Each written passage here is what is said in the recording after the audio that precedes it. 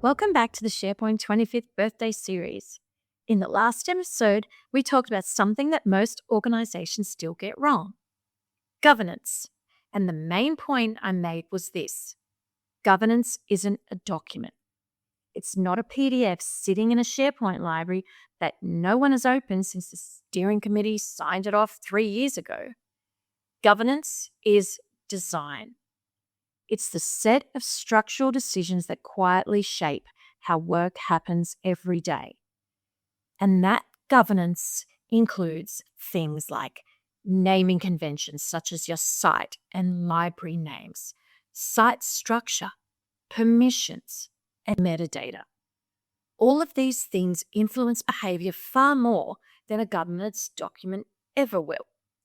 And that leads perfectly into today's topic, one of the longest running debates in SharePoint history: folders versus metadata. Now, if you've worked in SharePoint for any amount of time, you've heard this argument. Someone stands up in a workshop and says, "Folders are bad. We shouldn't use folders. Metadata replaces folders." And then someone else says, "But our users like folders." And the conversation spirals into philosophical debate that somehow still hasn't been resolved 25 years into SharePoint's life. So today I want to reset the conversation a bit, because in my experience, the entire debate is framed incorrectly. There's a narrative that has floated around the SharePoint community for years that Microsoft doesn't want you using folders anymore. The folders are somehow an outdated relic of the server era. But here's the reality: if Microsoft truly didn't want you to use folders, they wouldn't still exist. They wouldn't be a core component of document libraries. And they certainly wouldn't be used in many of Microsoft's own products and demonstrations. Folders are not the enemy. Folders are simply one tool. The real problem is when folders become the entire information architecture. And that's what we inherited from the file server era. Because on file servers, folders had to do everything. They carried the document type, status, department, version, lifecycle, ownership, project structure, all inside a single path. So we ended up with structures like this: project, then phase, document type, status, year, final version 2, which worked until it didn't. Navigation broke. Permissions became impossible to track, and finding anything required you to know exactly where someone else decided to store it. Then SharePoint introduced something fundamentally different: metadata. Instead of forcing information into a single location, metadata lets you describe information. A document can be a policy owned by HR, part of a compliance program, approved, created this year, all at the same time, without being buried inside a deep folder tree. And that's incredibly powerful, because now you can surface the same content in multiple ways through views. One view might show documents grouped by document type. Another might show active projects. Another might show documents modified this week.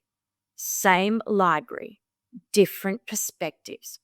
Folders alone can't do that. And this is where people are often surprised by my position, because I do use folders. I just don't use them as the intelligence layer. For example, if I'm designing a project library, I might create a top-level folder per project. Why? For containment. Users need boundaries. They need visual orientation. A long, flat list of documents across dozens of projects becomes messy very quickly. So a shallow folder structure can help people understand where they are. But what I don't do is push classification down into 6 levels of folders. Because the moment folders start carrying document type, lifecycle status, retention signals, or approval states, they are doing the job that metadata is designed to do, and they do it poorly. Now, here's the part that might surprise people, because lately I've been hearing a new argument that with AI and Copilot coming into the picture, folders should disappear completely. And I'm not convinced that's true either.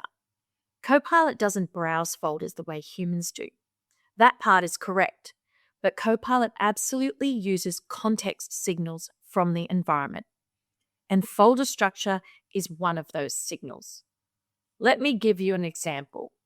Imagine you have two environments.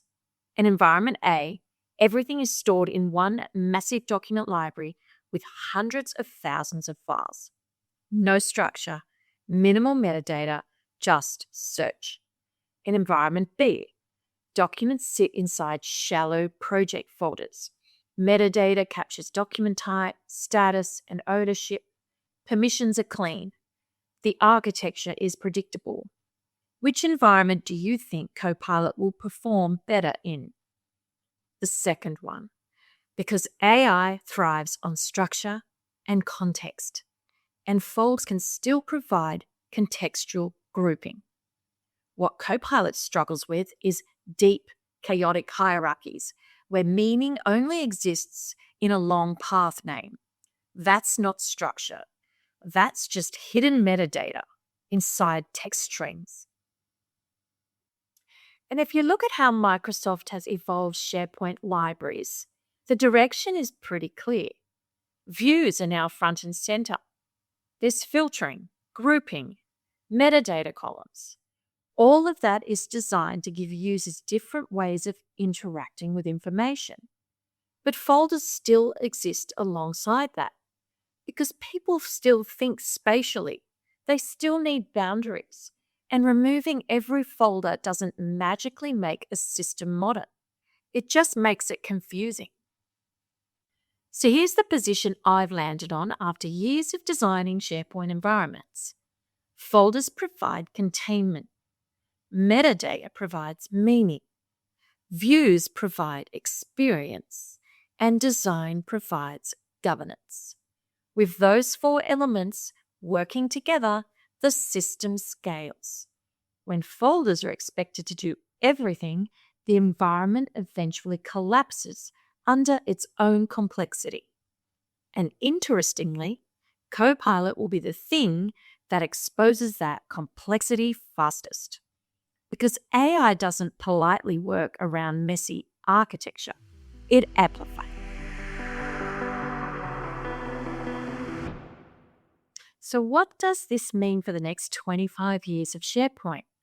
So SharePoint has just turned 25, which means most organizations today are carrying layers of historical decisions. File server thinking, migration shortcuts, half-implemented metadata models, deep folder trees that nobody wants to touch anymore. That's exactly why I started the Fix the Mess series, because governance isn't going to solve these problems. Another policy won't fix them. The only thing that fixes them is designing the system properly. In the next episode of the SharePoint 25th Birthday series, we're stepping outside the document library and into something that has quietly become the biggest structural influence in Microsoft 365, Microsoft Teams. Because every time someone clicks Create a Team, something very interesting happens underneath. A team is created, a SharePoint site is provisioned, a document library appears, permissions are established, and structure is being generated, often before anyone has thought about governance at all.